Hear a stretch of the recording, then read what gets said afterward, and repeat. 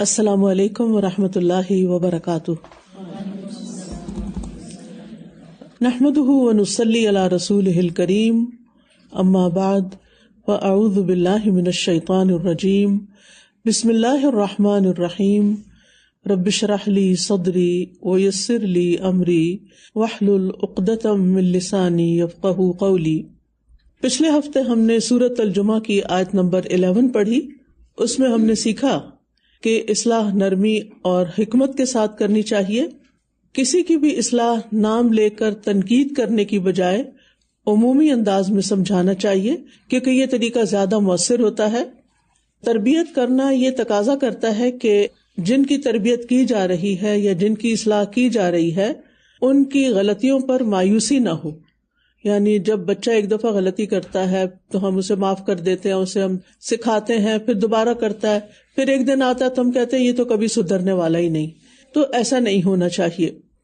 اور پھر یہ ہے کہ بچوں کا حوصلہ بھی نہیں توڑنا چاہیے کہ تم کبھی ٹھیک نہیں ہو سکتے، اور ان کا کانفیڈنس شیٹر نہیں کرنا چاہیے۔ ایسے کوئی جملے نہیں کہنے چاہیے کہ جس سے ان کا دل ٹوٹ جائے یا وہ کام چھوڑ کر بیٹھ جائیں۔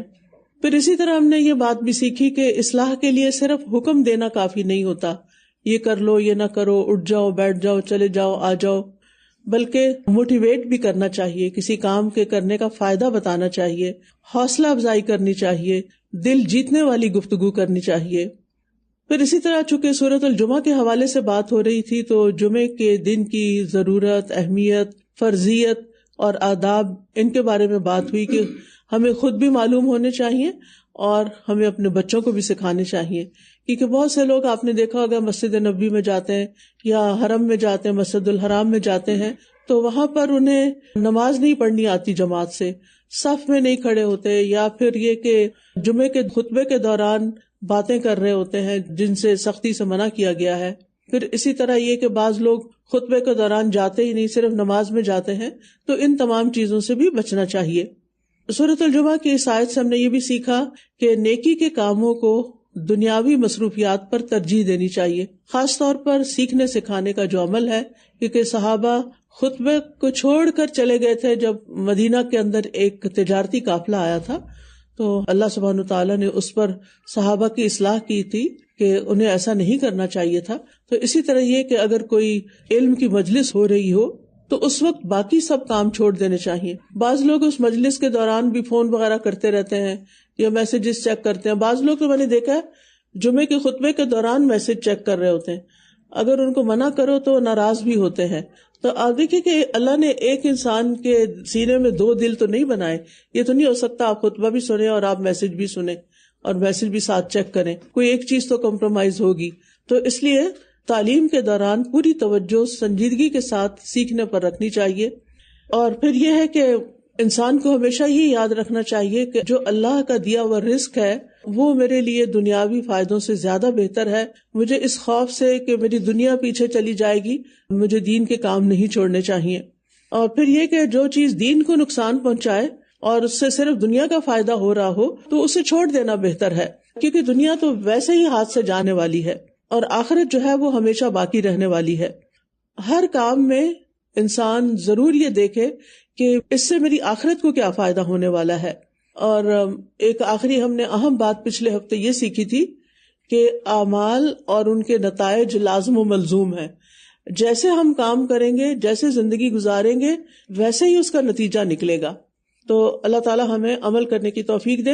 اور یہ ہماری آخری آیت تھی جو غلطیوں کی اصلاح کے 90 طریقے کی کتاب میں آئی تھی۔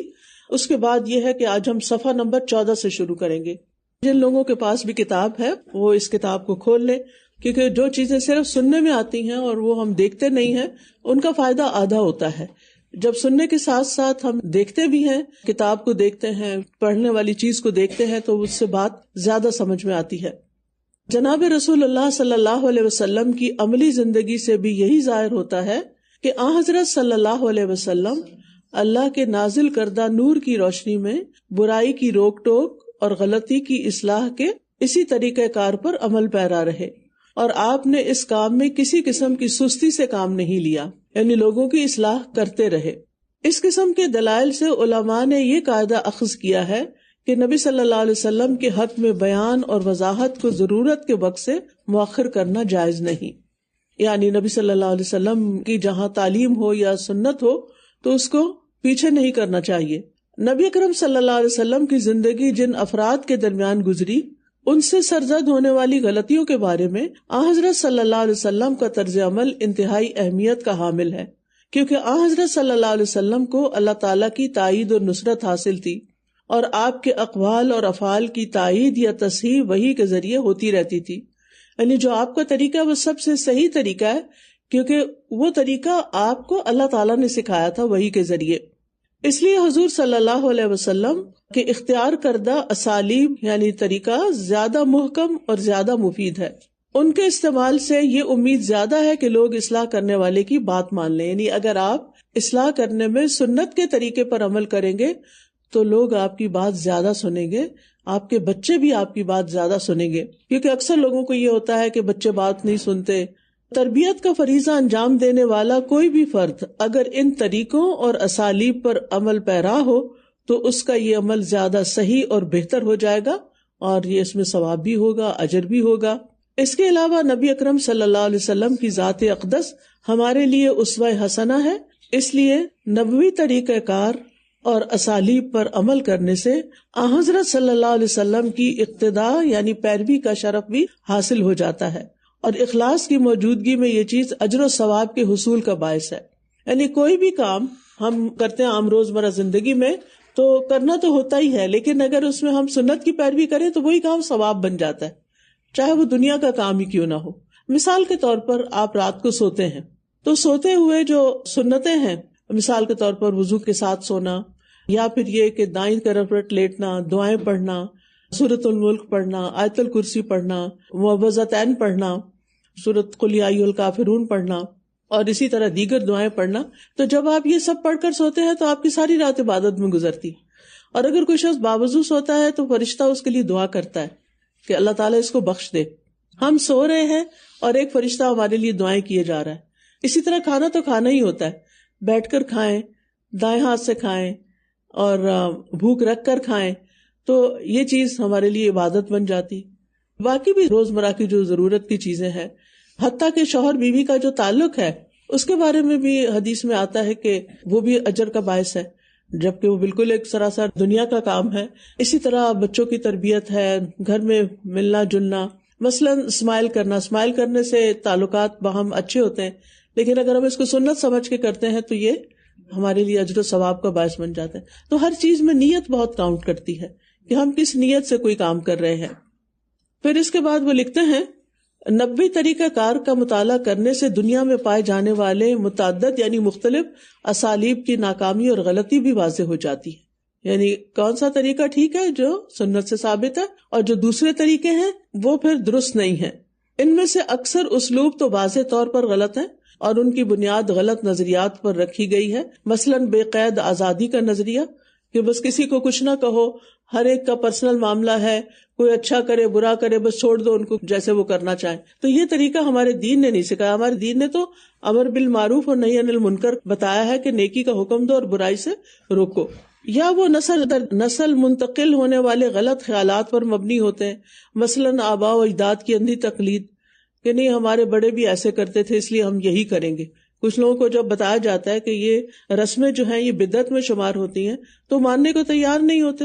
وہ کہتے نہیں ہم نے تو یہی دیکھا اپنے گھروں میں، ہم یہی کریں گے. تو جہاں اللہ اور اس کے رسول صلی اللہ علیہ وسلم کی بات آ جائے وہاں باپ دادا کی بات کو پیچھے کر دیا جانا چاہیے.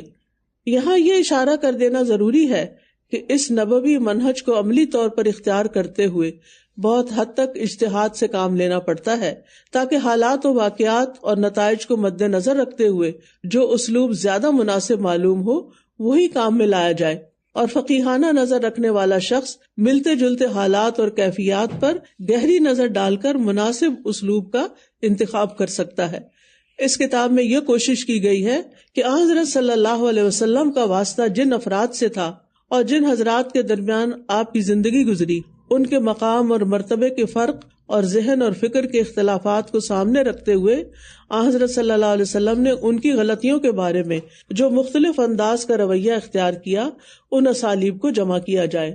اللہ تعالیٰ سے دعا ہے کہ اللہ تعالیٰ مجھے اور میرے مسلمان بھائیوں کو توفیق دے، فائدہ پہنچائے اور صحیح بات کی طرف رہنمائی فرمائے۔ یہ سب کچھ اسی کے قبضہ قدرت میں ہے اور وہی سیدھی راہ کی ہدایت دینے والا ہے۔ اب صفحہ نمبر 16 میں وہ ایک طریقہ کار شروع کریں گے، بتائیں گے غلطیوں کی اصلاح کے موقع پر پیش نظر رکھے جانے والے بعض امور۔ وہ کہتے ہیں کہ اصل موضوع پر بات شروع کرنے سے پہلے مناسب ہے کہ بعض ایسی باتیں بیان کر دی جائیں جن کا دوسروں کی غلطیوں کی اصلاح کرنے سے پہلے اور اصلاح کے دوران خیال رکھنا ضروری ہے۔ اب کیا بتائیں گے وہ باتیں کہ جن کا خیال رکھنا ضروری ہے اصلاح کرنے سے پہلے اور اصلاح کے دوران۔ ان میں سب سے نمبر 1 اخلاص ہے۔ جب کسی کی غلطی کی اصلاح کا ارادہ کیا جائے تو ضروری ہے کہ اس عمل سے مقصود اللہ کی رضا کا حصول ہو۔ یعنی اگر کوئی شخص غلط کام کر رہا ہے، چاہے وہ ہمارا بچہ ہے یا شاگرد ہے یا بہن بھائی ہے، اور آپ اس کی اصلاح کرنا چاہتے ہیں، آپ اس کو سمجھانا چاہتے ہیں، تو سب سے پہلا کام جو کرنے کا ہے وہ کیا ہے؟ اپنی نیت کو ٹھیک کرنا۔ اور نیت میں کیا کریں گے کہ ہم یہ کام صرف اللہ کی رضا کے لیے کر رہے ہیں۔ کسی سے برتری کی خواہش نہ ہو کہ میں زیادہ نیک ہوں، میں زیادہ اچھی ہوں، میں زیادہ پڑھی لکھی ہوں، لہٰذا میرا فرض بنتا ہے کہ میں دوسروں کو جو چاہے جیسے چاہے روک ٹوک کرنا شروع کر دوں۔ یہ نہیں ہونا چاہیے۔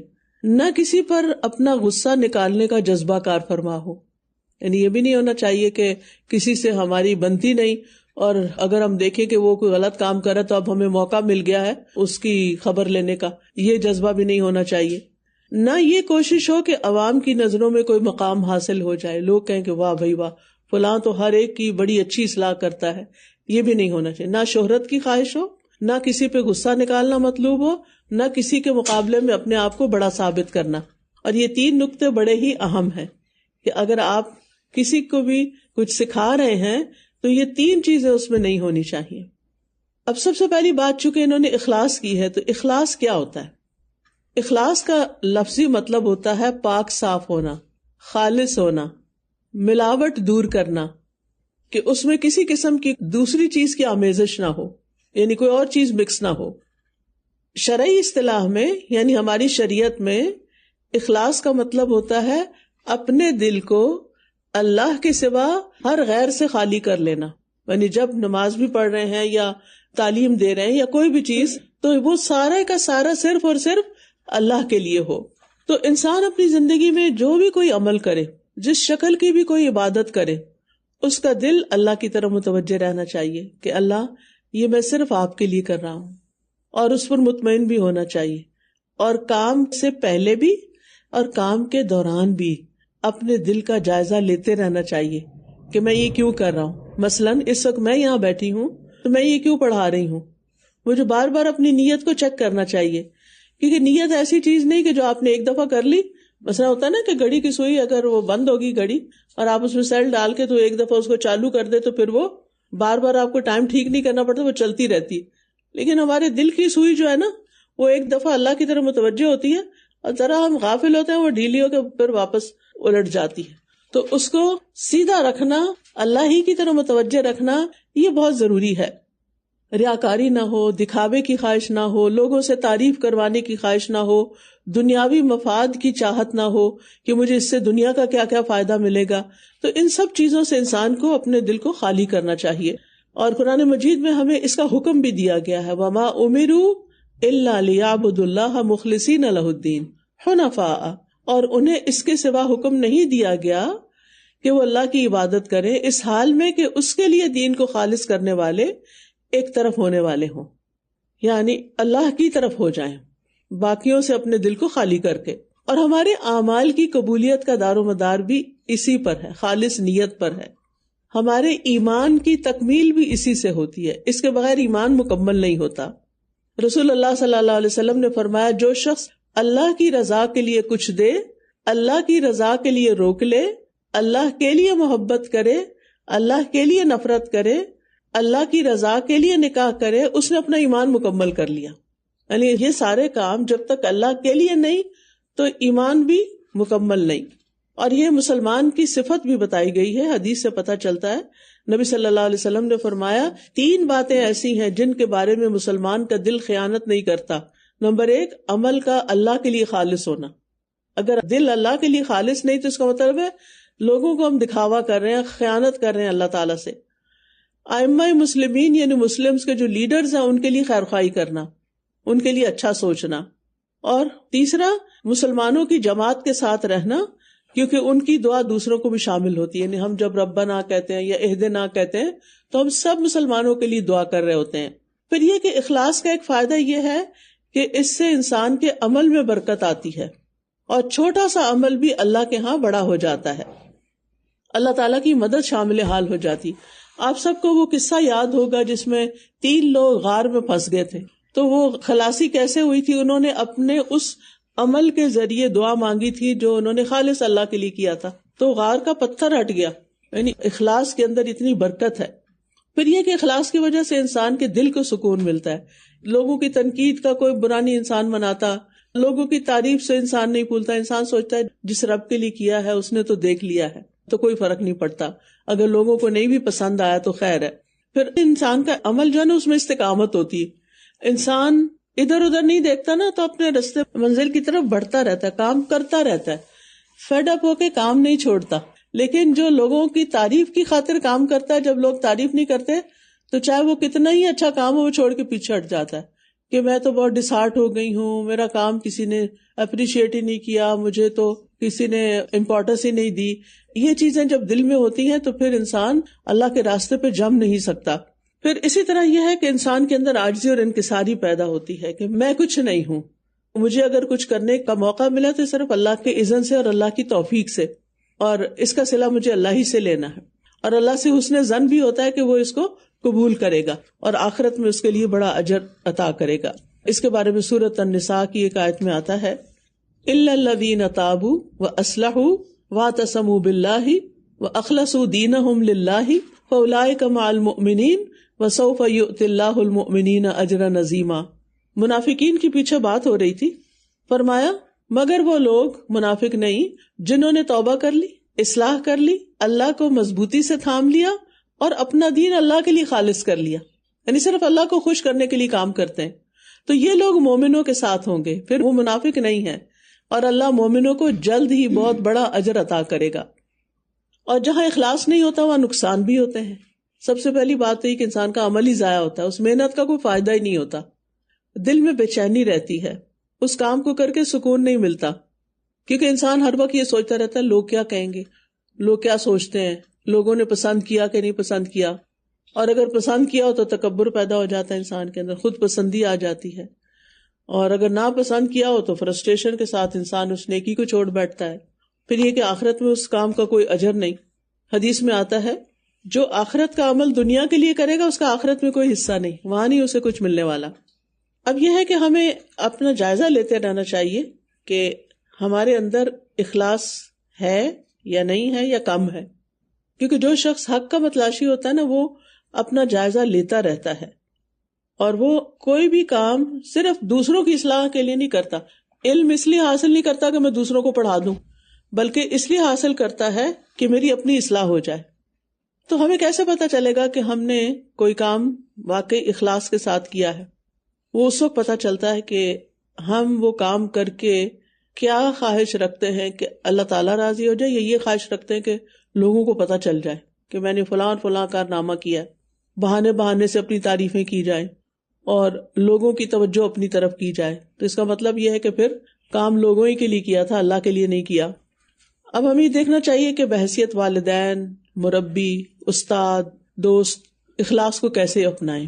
تو اس میں یہ کہ جیسے پہلے میں نے عرض کیا, نمبر 1 بار بار اپنی نیت چیک کرتے رہیں. جیسے ہم کوئی کام کرنا بار بار ٹائم چیک کرتے ہیں نا, کتنا رہ گیا کتنا. مجھے تو بہت دیکھنا پڑتا ہے جب پڑھا رہی ہوتی ہوں کہ میں اوور ٹائم نہ چلی جاؤں, یہ شروع کرنا ہے تو ود ان ٹائم شروع کرو. تو ہمیں اسی طرح بار بار اپنے دل کا جائزہ لیتے رہنا چاہیے کہ میں یہ کام کیوں کر رہی ہوں. دوسرا یہ کہ خفیہ اعمال بڑھانے چاہیے جن کا کسی کو نہ پتا ہو. ایک اسکالر کہتے ہیں کہ جس عمل کا کسی کو پتا چل جائے میں اس کو عمل ہی شمار نہیں کرتا. اب یہ تو دوسروں نے دیکھ لیا تو اب اس کا پتہ نہیں کیا بنے گا. پھر یہ کہ تعریف اور شہرت کی خواہش نہیں ہونی چاہیے. اگر کوئی تعریف کرے تو اپنے دل میں اپنے آپ سے کہیں کہ اللہ تعالیٰ مجھے اس کے گمان سے بہتر بنائے. پھر دل میں اللہ کی عظمت کا احساس پیدا کریں, نیکی کر کے اللہ کے حوالے کر دیں کہ اللہ آپ اس کی حفاظت کریں, میں اسے ضائع نہ کر دوں. عاجزی کے ساتھ اپنی اصلاح کا عمل جاری رکھیں, صرف دوسروں کی اصلاح نہیں کریں بلکہ اپنے رویے کو بھی ہم دیکھیں کہ ہم ہی تو نہیں کسی کو بگاڑنے کا سبب بن رہے, کہیں ہمارے بچے ہمارے کسی عمل سے تو نہیں بگڑ رہے, ہماری کسی غفلت سے یا ہمارے بے جا لاڈ پیار سے, تو ہمارے اندر کیا کمی کمزوری ہے. پھر اسی طرح یہ ہے کہ اپنی تنہائیوں میں جب ہم اکیلے ہوں تو اللہ کے سامنے روئیں, اپنی غلطیوں کی معافی مانگیں, اللہ سے نیکیوں کی توفیق مانگیں, اور دینی اور دنیاوی معاملات میں نوافل کو فرائض پہ ترجیح نہ دیں. بعض کام ایسا ہوتا ہے نا کہ جو بس اپنی خوشی سے کرنے ہوتے ہیں وہ بھاگ بھاگ کے کریں, اور جو فرض ہے وہ پیچھے رہ جائے. نماز لیٹ ہو جائے اور ہم لوگوں کی خدمت میں لگے رہیں, وہ بھی ضروری ہے, لیکن نماز بھی وقت پر پڑھنا ضروری ہے. اور پھر آپ دیکھیے کہ بچوں کے اندر یا دوسروں کے اندر اخلاص پیدا کرنے کے لیے ہمیں کیا کرنا چاہیے. اپنے لیے کیا کرنا وہ تو میں نے ابھی بتایا کہ یہ کام کرنے ہیں. بچوں کو بچپن سے ہی اللہ کے لیے کام کرنے کی تربیت دیں کہ بیٹے یہ اللہ کے لیے کرنا ہے, امی ابا کو نہیں خوش کرنا. جب آپ اللہ تعالیٰ کو خوش کریں گے تو امی ابا استاد خود ہی خوش ہو جائیں گے. جو شخص اللہ کو راضی کرتا ہے اللہ تعالیٰ بندوں کو بھی اس سے راضی کر دیتا ہے. لیکن جب ہم بندوں کے راضی کرنے کے پیچھے لگ جاتے ہیں تو وہ بھی راضی نہیں ہوتے, اور اللہ تعالیٰ کو تو ہم نے راضی کرنے کا سوچا نہیں ہوتا, تو اپنا نقصان کر رہے ہوتے ہیں. اور بچوں کو بار بار اللہ کی رضا کے بارے میں بتاتے رہیں کہ بیٹا یہ کام اللہ کی رضا کے لیے. بعض اوقات بچے کہتے ہیں نا آپ ہمیشہ فلاں کے ساتھ اچھا کرتی ہیں لیکن انہوں نے تو کبھی نہیں کیا, تو کیا جواب ہونا چاہیے؟ میں تو اللہ کی خاطر کرتی ہوں, اللہ کی رضا کے لیے. پھر یہ کہ اللہ تعالیٰ کی پہچان کروائیں بچوں کو کہ اللہ تعالیٰ کتنا بڑا ہے, اس کے لیے ہر کام ہونا چاہیے. اللہ تعالیٰ کی محبت کا احساس دلائیں بچوں کو, دکھاوے سے بچائیں, ہر چیز دکھا دکھا کے کرنے سے. اور خاص طور پر آج دیکھیں کہ بچے ہر چیز سوشل میڈیا پہ شیئر کر رہے ہوتے ہیں. کسی ریسٹورینٹ میں جاتے ہیں تو اس کی تصویریں جا رہی ہیں, کسی حتیٰ کہ اللہ کے گھر جاتے ہیں وہاں بھی سیلفیاں بنا بنا کے دنیا بھر کو دکھا رہے ہوتے ہیں. تو ان چیزوں سے بچنے کی تلقین کرنی چاہیے کہ ہمارے نیک عمل لوگوں کو دکھانے کے لیے نہیں ہے, جس کے لیے کر رہے ہیں وہ دیکھ رہا ہے. پھر اسی طرح یہ ہے کہ ہم خود ان کے لیے نمونہ بنے, چھوٹی چھوٹی خفیہ نیکیاں کرائیں, یعنی ان کو بھی چھپ کے نیک عمل کرنے کا طریقہ بتائیں جو صرف اللہ کے لیے ہو. وہ بہت جلدی سیکھ جائیں گے. اور بچوں کو اس دنیا میں آنے کا مقصد بتائیں کہ ہم آئے کیوں ہیں یہاں, ہمیں اللہ تعالیٰ نے یہ سب کچھ دیا کیوں ہے. اور پھر یہ کہ ان کے ساتھ اعتماد کا تعلق قائم کریں تاکہ وہ ہماری بات سنیں سمجھیں. اور کوئی بھی نیک عمل بچوں سے جبرن نہ کروائیں. اچھا بعض لوگ کہتے ہیں اچھا سلام کرو بڑے کو, سلام کرو سلام کرو, یہ سر پہ سوار نہ ہو جائے. ایک دفعہ یاد دہانی کرا دیں بیٹا سب کو سلام کر لو. بچہ کر لے تو ٹھیک, نہیں کرے تو پیچھے نہ پڑے, کیونکہ پھر وہ کس لیے کرے گا؟ ماں باپ کو خوش کرنے کے لیے. اور جس کی ہیبٹ بن جائے گی جو اللہ کے لیے کرے گا وہ ماں باپ کو پھر کہنے کی ضرورت بھی نہیں رہے گی. اور پھر یہ کہ حاصل کلام یہ ہے کہ اخلاص ایک بیج کی طرح ہے جس کی حفاظت ضروری ہے. یہ پورا ایک لائف سٹائل ہوتا ہے, اور نیت کا صرف بیج ڈالنا ہی کافی نہیں ہوتا, اس کی حفاظت کرنا ضروری ہوتا ہے. جیسے ایک پودے کی حفاظت کی جاتی ایسے اپنے اعمال کی بھی حفاظت کی جاتی ہے, ورنہ وہ جل جاتے ہیں, ختم ہو جاتے ہیں. تو اللہ تعالیٰ سے دعا ہے کہ وہ ہمیں بہترین اخلاص عطا فرمائے. یہ ہمارا پروگرام ہر ہفتے ہوتا ہے, اور اس میں ہم ایک کتاب پڑھ رہے ہیں جس کے اندر ہمیں لوگوں کی اصلاح کرنے کے طریقے سکھائے جاتے ہیں, اور غلطیوں کی اصلاح, کیونکہ اس سے ہر ایک کو واسطہ پڑتا ہے. اور ہم بعض اوقات غلط طریقے سے جب کسی کو بتاتے ہیں تو وہ بندہ اپنی غلطی میں اور پکا ہو جاتا ہے. تو اس سے بچنے کی ضرورت ہے. اگر ہمارے دل میں واقعی کسی کی خیر خواہی ہے اور ہم چاہتے ہیں کہ اس کو اللہ سبحانہ تعالیٰ صحیح رستے پہ لے آئے, اور وہ کیوں لے آئے؟ کیونکہ ہمیں حکم دیا گیا کہ ہم ہر ایک کی خیر خواہی کریں, یعنی ہم ہر ایک کی خیر چاہیں. ہم صرف خود نیک نہ بنے بلکہ جس نیکی کو اپنے لیے پسند کرتے اس کو دوسروں کے لیے پسند کریں. تو اللہ تعالیٰ ہمیں عمل کرنے کی توفیق عطا فرمائے. استاذہ, کیونکہ اخلاص جو ہے وہ ایک انٹرنل چیز ہے نا ہماری, تو میں ہمیشہ سوچتی ہوں کہ اس میں پلاننگ کی بڑی ضرورت ہے کہ میں نے اگر کسی کی اصلاح کرنی ہے تو اس کے الفاظ کا چناؤ تو ہے, مگر میرے ایکسپریشنز کیسے ہوں گے؟ کیونکہ کبھی کبھی لوگ بہت اچھے الفاظ استعمال کر رہے ہوتے ہیں مگر ان کے ایکسپریشنز جو ہوتے ہیں اور جو ٹون ہوتی ہے, جو طریقہ ہوتا ہے وہ بہت ہارش ہو جاتا ہے. تو مجھے لگتا ہے کہ جب کسی کی اصلاح کرے تو اپنے ایکسپریشنز کو بھی غور کرے, کیونکہ ہمیں نفرت کے ساتھ تو اصلاح نہیں کرنی اور نہ ہی غصہ دکھانا ہے, اور نہ ہی اپنے ایکسپریشن ایسے رکھنے ہیں، بلکہ ہمدردی اور محبت کے ساتھ دوسرے کو صحیح ڈائریکشن دینی ہے. استاذہ جی، یہ جو پچھلے پیج پہ جو بات آئی نا کہ بے قید آزادی کا نظریہ، تو سبحان اللہ یہ پڑھ کے مجھے ایک دم سے اپنا بچپن یاد آ گیا، اور آج کل کے بچوں کا جو میں بچپن دیکھ رہی ہوں اس کو میں کمپیئر کرنے لگ گئی کہ میں نے اپنے بچپن میں یہ دیکھا تھا کہ بچے اگر باہر کھیل رہے ہوں اور یا کوئی غلط کام کر رہے ہوں تو محلے کے بھی کوئی بڑے بزرگ اگر وہاں سے گزر رہے ہوتے تھے نا تو وہ دیکھتے تھے اور وہ جا کے پھر والدین کو بتاتے تھے، اور ان کی نیت بھی خالص ہوتی تھی کہ ان کا مقصد ہوتا تھا کہ یہ بچے جو ہے وہ غلط کر رہے ہیں وہ صحیح راستے پہ آ جائیں. لیکن اب تو کوئی کچھ بھی کر رہا ہو، کسی کو کوئی پرواہ نہیں ہوتی. ایون گھر کے اندر بھی بھائی بہنوں کو بھی پتا ہوتا ہے کہ ہمارا فلاں سبلنگ جو ہے وہ ایک غلط صحبت میں ہے یا کچھ غلط کام کر رہا ہے، لیکن بس just mind your own business والی بات گھروں کے اندر بھی آ چکی ہے. تو یہ چیز واقعی ہمیں اس کے اوپر توجہ دینے کی ضرورت ہے اور اس کو صحیح کرنے کی بھی ضرورت ہے. بالکل صحیح. یعنی ہمیں صرف اپنی خیر و بھلائی کے لیے نہیں جینا، بلکہ دوسروں کی بھی خیر و بھلائی کرنی ہے، دوسروں کا درد محسوس کرنا ہے. دوسرے اگر غلط راستے پہ جا رہے ہو تو اس کی تکلیف محسوس کرنی چاہیے اور اس تکلیف کے ساتھ اصلاح کرنی چاہیے، تو اللہ تعالیٰ اس میں برکت بھی ڈالے گا. جی استاذہ، آج کے لیسن سے مجھے یہ سمجھنے کو ملا کہ جو اصلاح کا پروسیس ہے وہ بیسکلی آپ کے اپنے آپ سے شروع ہوتا ہے. تو جسٹ بیکاز کہ آپ ایج میں بڑے ہیں، اگر ہم اسٹوڈینٹس کی بات کریں یا بچوں کی بات کریں تو والدین ہیں، تو وہ پروسیس آپ کے اپنے آپ سے شروع ہوتا ہے. پہلے آپ اپنا سیلف انالیسس کریں اور آپ اپنے اندر اخلاص جو ہے اس کا بیج ڈالنے کی کوشش کریں، اور پھر جب آپ دوسرے کی کریکشن کریں گے تو اس پروسیس میں آپ کی بھی اصلاح ہوگی، اور جو دوسرے کی آپ اصلاح کرنے کی کوشش کر رہے ہیں اس میں بھی اللہ بہت خیر اور برکت کرے گا.